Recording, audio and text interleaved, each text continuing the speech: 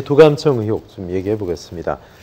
대한민국 국가안보실을 도감청했다는 의혹에 미국 국방부가 대한민국에 사과할 의향이 있느냐 질문했는데 오늘 브리핑에서 딴 얘기를 했습니다.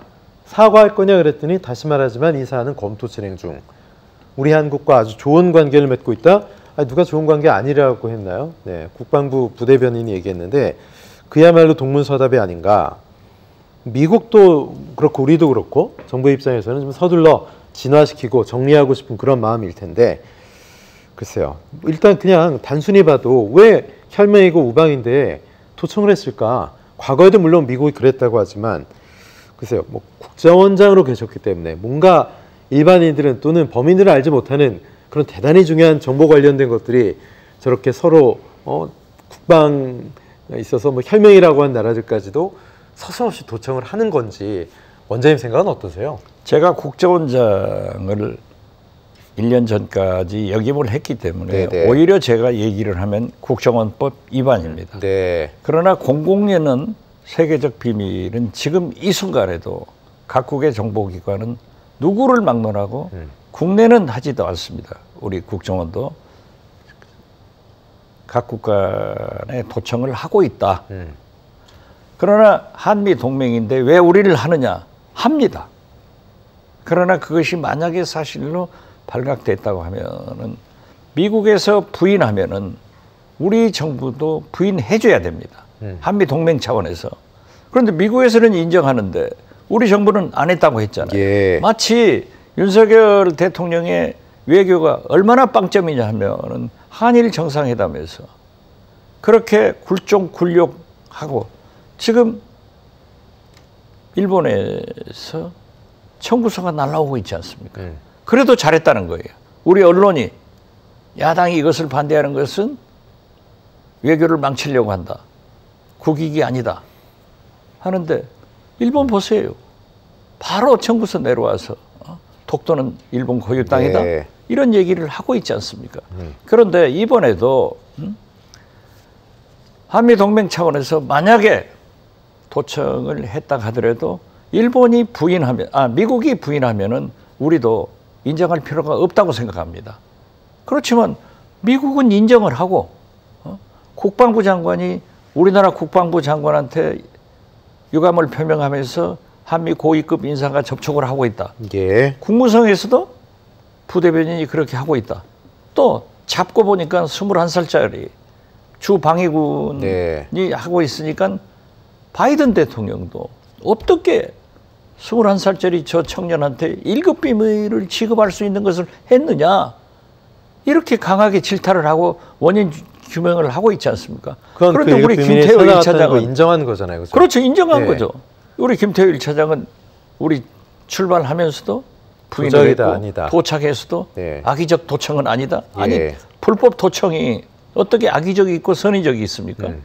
이건 잘못한 거예요. 예. 그래서 저는 이런 한일 외교나 대북 관계 그리고 도청 문제 등을 국민에게 호도시킨 김태호 1차장은 반드시 물러가야 된다. 네. 사실 김태호 1차장은 이명박 정부 때도 외교정책, 대북정책을 망쳐가지고 예. 쫓겨난 사람이에요.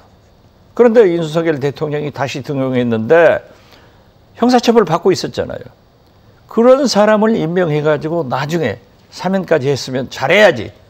그런 언론한테도 뉴욕, 워싱턴 특파원들한테도 자꾸 같은 거 질문하지 마라. 내 답변 못하겠다. 나 싸늘하던데 아주 공항에서. 그죠? 네, 이런 오만한 사람이 있는 것은 옳지 않아요. 네. 그래서 저는 이러한 책임을 이재명 대표처럼 인정할 건 인정하고 대국민 사과를 하고 그러기 위해서는 윤석열 대통령이 김태호 1차장을 해임해야 된다.